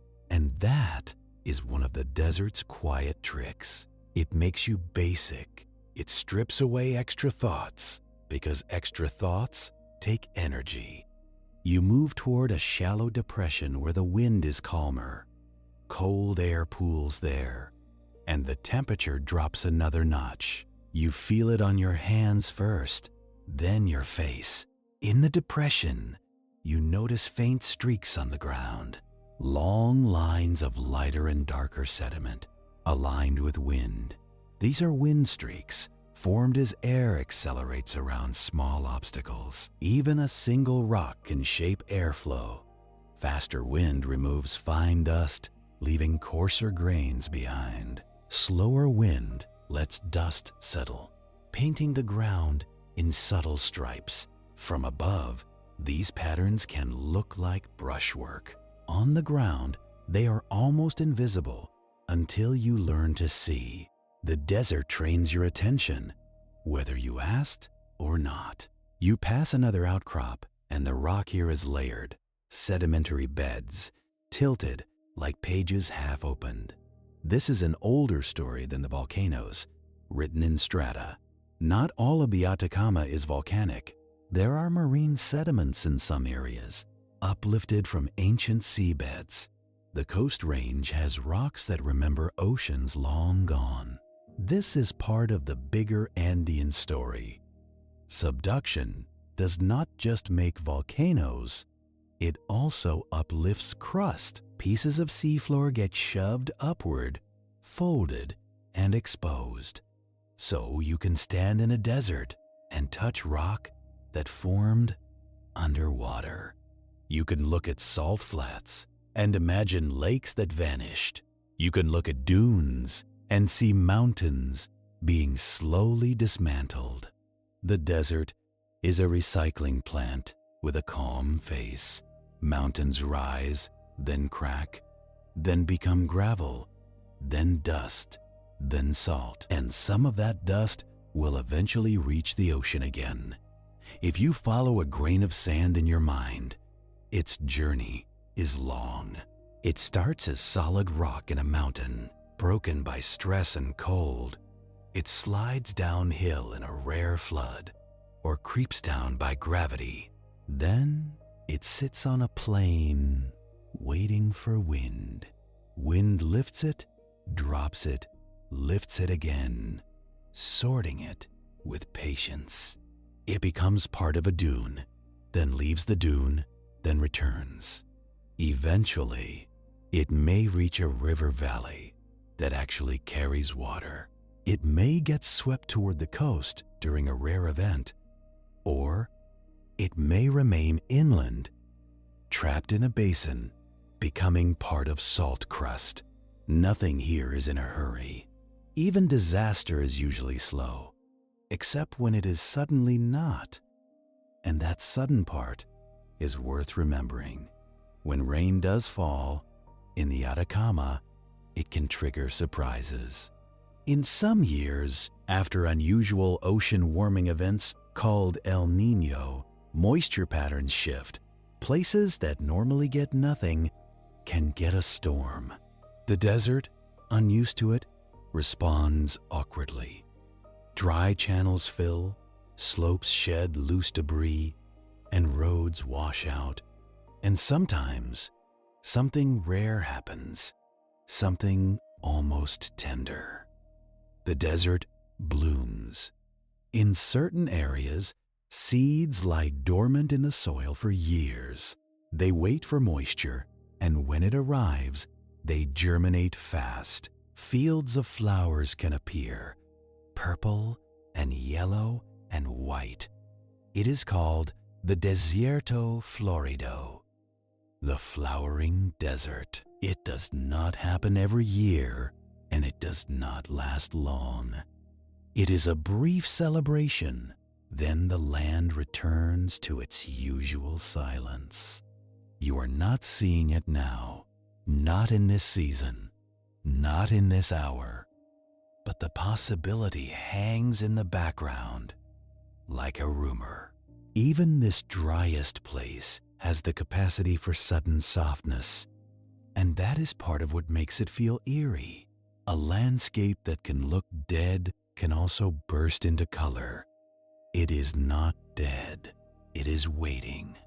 You walk on into the night, and the ground gradually firms again. Dust gives way to gravel, gravel to hard-packed earth.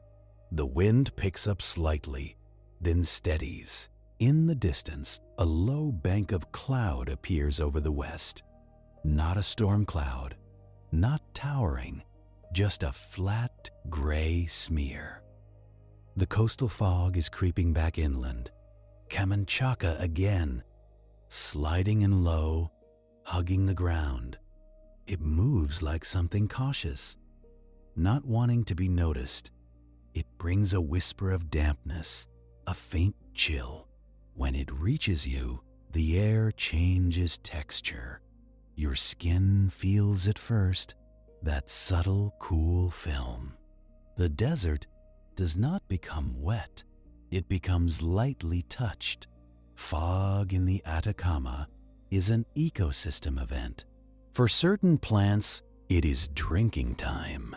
For lichens on rock, it is a brief window of activity. Some coastal hills are called lomas, fog oases. They can support patches of vegetation fed mostly by mist, not because rain falls, but because fog condenses on surfaces.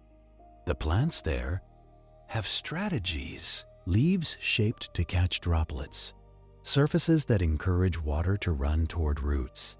Some stand with branches angled like nets, letting fog do the work.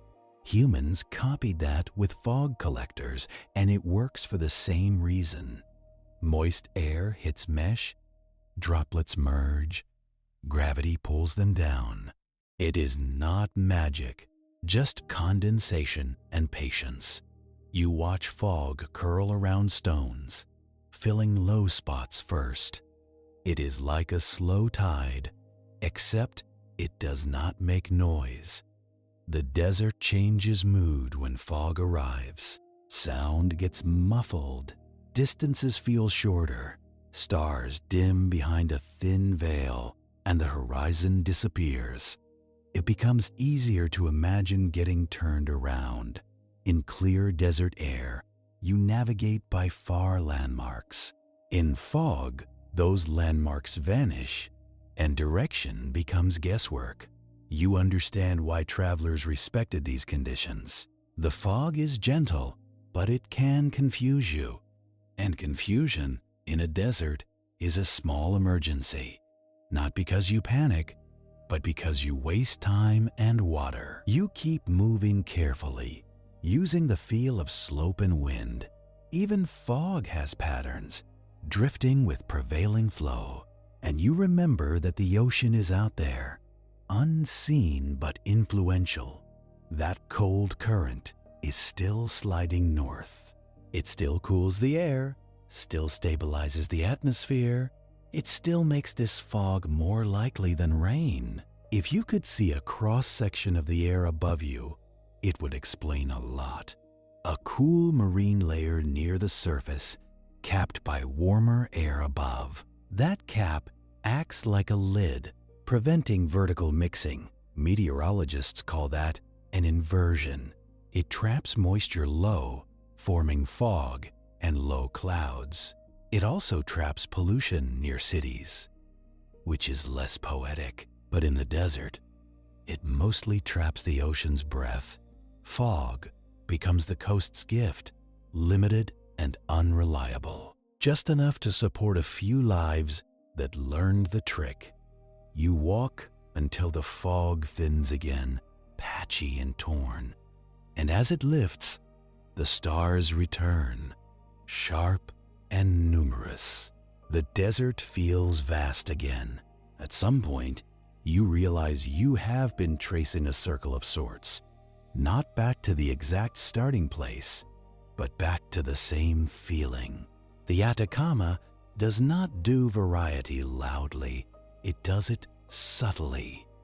A basin becomes a ridge becomes a plain. Dust becomes gravel, gravel becomes crust becomes dust, and the sky keeps watching, indifferent and bright. You think again about the planet's slow movements. The Nazca Plate diving beneath South America, millimeter by millimeter. The Andes rising, the crust thickening, the mountains gaining height. That uplift changes everything over time. It redirects rivers, alters wind patterns, strengthens rain shadows. It helps make deserts where forests might have been. And uplift also creates earthquakes because friction is not polite. Chile knows this well. The boundary offshore stores strain, then releases it suddenly. In an earthquake, the ground moves like a living thing. Buildings sway, roads crack, coastlines can lift or drop. The planet reminding you that solid ground is a temporary agreement. Even in the Atacama, where the surface looks calm, that risk exists. Not constant, not nightly, but always possible. Deep geology does not announce schedules. You keep walking under that thought, and it does not scare you. It is oddly comforting, the idea that the Earth is active. It means the landscape is not dead, it is just slow. The night continues, and the temperature steadies in its cold phase. You pass a cluster of stones that are arranged in a rough ring. Maybe an old fire circle, maybe a marker, maybe nothing. You do not touch it because you do not need to. In a preserved place, even small disturbances feel permanent. You let it remain because the desert already has enough edits. The horizon begins to pale slightly in the east. Not sunrise yet, just the earliest suggestion. The stars remain visible, but the black softens to deep blue. You notice how quickly you can adapt to this rhythm. Move in the cool, rest in the heat, watch light change the world. The desert makes you live by the sky's schedule. And as that schedule turns toward another day, you find yourself thinking outward again. Not just to other deserts, but to other kinds of harshness. Places where the problem is not dryness, but too much water. Rainforests, for example, where humidity is constant and decay is fast. Where soil can be thin because nutrients cycle quickly through living things. Where the air feels heavy and everything grows over everything else. In a rainforest, you can be surrounded by water and still struggle to drink safely because water can carry parasites, bacteria, and sediment. Abundance comes with its own negotiations. Then there are mountains, where cold and gravity do their work. Glaciers carve valleys, slow rivers of ice grinding stone. The sound there is different. Creaks and cracks, ice talking to itself. Glaciers can be deserts too, in their own way. Cold deserts where precipitation is low and water is locked up. Again, the same theme. Water present, but unusable. The planet repeats itself with different costumes. Dry heat, dry cold, wet heat, thin air, salty ground. Every environment has a way of asking you to be careful. You are still in the Atacama though, and the dawn is growing. The eastern ridges pick up a faint gold line. The ground, still cold, waits for sunlight like a surface about to be switched on. And with that incoming light, you start noticing the small details again. Tiny pebbles casting long shadows, making the plain look textured. Salt stains on rocks, pale rings where moisture once evaporated. You see a shallow channel, dry now, but clearly shaped by flow. Its edges are cut sharper than wind would manage alone. It is evidence of a rare but real flood. When water does rush through these channels, it can carry debris fast. Loose sediment, stones, and even chunks of slope can move. It is called a flash flood, and it can happen without local rain. Because rain might fall far away, up in the Andes. Then water travels down, concentrating into arroyos. The channel that looked harmless becomes a moving force. This is why people avoid camping in dry stream beds. They look flat and sheltered, like nature built you a campsite. But nature also built you a trap with a delayed trigger. You walk along the edge of that channel instead. On higher ground, the sun rises fully now, and the desert brightens. Heat begins its daily climb again. And you notice something else in the morning air. A distant shimmer. Not mirage this time, but dust suspended high. A faint tan haze on the horizon, like a watercolor wash. This can be dust carried from far away. Wind events can lift fine particles and transport them long distances, sometimes across countries, sometimes across oceans. Dust from deserts can fertilize distant places. Iron and phosphorus carried in the air can feed ocean plankton, a dry landscape quietly supporting life elsewhere, unintentionally. The Atacama's dust can move, though global famous plumes often come from the Sahara. Still, the principle holds. Erosion here is not isolated. It is connected to broader systems. You walk through the morning, and the ground becomes rockier again. Low lava flows appear, dark tongues frozen in place. Their surfaces are cracked, broken into blocks. This is lava that cooled and contracted, then fractured. Sometimes it formed rough textures, jagged and sharp. In a wetter climate, plants would soften the look, but here it stays exposed. You step from block to block, careful with your footing, and you think about the timescales again. A lava flow that looks fresh could still be thousands of years old. Freshness in geology is a very generous term. It means not yet reduced to soil. In the Atacama, that can take a long time. The sun climbs and the heat returns to your shoulders. You find yourself searching for shade automatically. There is not much, so you take what you can get. A boulder casts a narrow shadow, and you stand in it briefly. The difference is immediate, as if someone turned down a dial. Shade in a desert is not luxury, it is physics. Under that boulder's shadow, you notice the ground is slightly darker. Maybe it holds a trace more moisture, protected from direct sun. Tiny differences matter, because life works with margins. A small insect moves quickly, then disappears into a crack.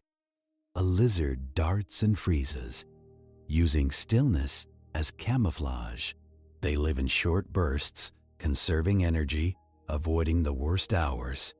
You move on, and in the distance, you can see human geometry again. Straight lines, rectangles, a pale strip that could be a road or runway. Infrastructure in the desert always looks slightly surreal. There are places in the Atacama used for military training and testing. Also, for space-related simulations, because the landscape is so Mars-like, rovers have been tested here, instruments calibrated in this dryness. You imagine a small robot crawling over stones, silent and patient. A machine practicing for another world on a place that already feels alien. It is a strange compliment to the desert and a strange insult, because the Atacama is not empty. It is simply selective about what it supports, and it supports some of the most important human activities quietly. Astronomy, mining, scientific research, trade routes, cultural memory, all sitting on top of a landscape that would prefer fewer visitors. The desert tolerates, it does not host. By midday, the heat becomes insistent again. The air shimmers slightly above dark rock. Your footsteps feel heavier, not from distance, but from temperature. And you remember the boring competence lesson. You slow down because speed wastes water. You choose stable ground because injury out here is a logistical problem. You consider how people historically managed crossings. They traveled with pack animals, carried water skins, moved at night.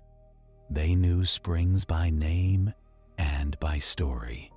Some routes followed the coast where fog could be harvested. Others cut through interior oases and quebradas. Many depended on knowledge passed down, not written on signs. Even today, modern routes still cluster around the same constraints. Cities like Antofagasta and Iquique cling to the coast. Inland towns like San Pedro de Atacama sit where water allows. San Pedro is an oasis town, and also a tourist base now. People go for geysers, salt flats, volcano views, night skies. The desert has become a destination, which is a strange fate. Tourists arrive expecting silence and beauty. They get silence and beauty, and also headaches from altitude. They get sunburn, dry lips, and the realization that comfort is imported. They learn quickly that hydration is not optional. They learn that nighttime temperatures can surprise. And they learn that distances are not suggestions. You drift through these human details like they are part of the scenery, because they are. Human patterns, like animal tracks, appear where resources allow. And resources here are mostly water and accessible ground. Flat terrain for roads, basins for minerals, ridges for observatories. Everything is built on the desert's terms. As afternoon begins to decline again, the light softens.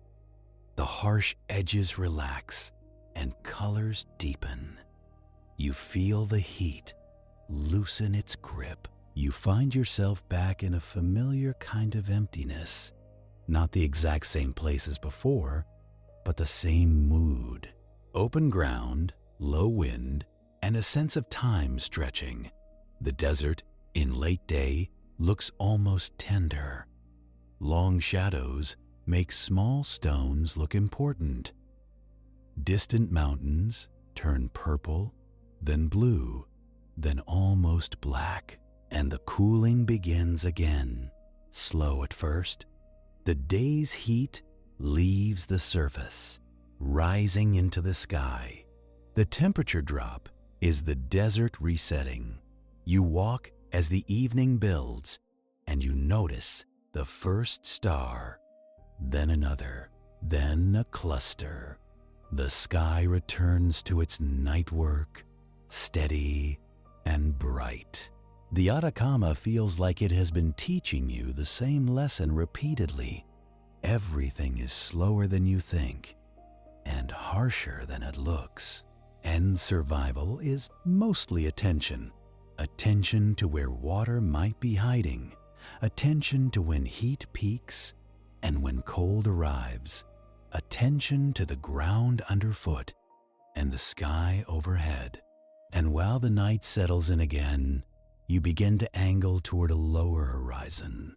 Not toward the coast yet, not fully, but toward the idea of dusk silence. Toward the place where the desert stillness feels thickest and time feels widest. Because the Atacama always seems to lead you back to that feeling that you are walking across something that looks unmoving,